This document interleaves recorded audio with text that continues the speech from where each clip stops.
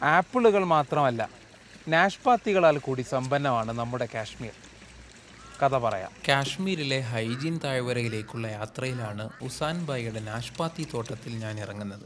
ഇന്നിവിടെ ഗംഭീരമായ വിളവെടുപ്പ് ജോലികൾ പുരോഗമിക്കുകയാണ്. വിശാലമായ ആപ്പിൾ തോട്ടത്തിനിടയിൽ ആകെ 10 നാഷ്പാത്തി മരങ്ങളാണുള്ളത്. പക്ഷേ മരങ്ങളിൽ നിറയെ പഴങ്ങളുണ്ട്. മരത്തിൽ കയറി നാഷ്പാത്തികൾ പറിച്ചെടുത്ത് ബക്കറ്റിലേക്ക് ശേഖരിക്കുകയാണ് ജീവനക്കാർ. പിന്നീട് അവ കൊട്ടകളിലേക്ക് മാറ്റി മാർക്കറ്റിലെത്തിക്കുന്നു. അല്പനേരം ഞാനും അവരോടൊപ്പം കൂടി. വല്ലാത്തൊരനുഭവം.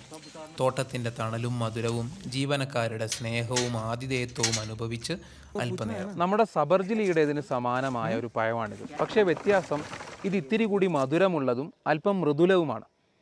ബിസ്മില്ലാ. ലോകത്ത് നാഷ്പാത്തി ഉൽപ്പാദനത്തിൻ്റെ 70% ചൈനയിലാണ്. ഇന്ത്യക്ക് 10ാം സ്ഥാനമാണ്.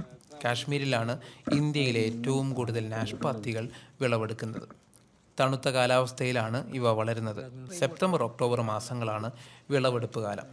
ഫൈബർ, വൈറ്റമിൻ സി, കെ എന്നിവയാൽ സമ്പന്നമായ പഴം ഹൃദയാരോഗ്യത്തിനും ദഹന പ്രക്രിയ സുഗമമാക്കാനും മികച്ചതാണ്. പീർ എന്നാണ് ഈ പഴത്തിന് ഇംഗ്ലീഷിൽ പറയുന്നത്. 3000-ലധികം വെറൈറ്റികൾ ഇതിനുണ്ടെന്നാണ് കണക്ക്. നമ്മുടെ സബർജിൽ ആ ഇനത്തിൽപ്പെട്ട ഒന്ന് മാത്രമാണ്. വീണ്ടും കാണാം.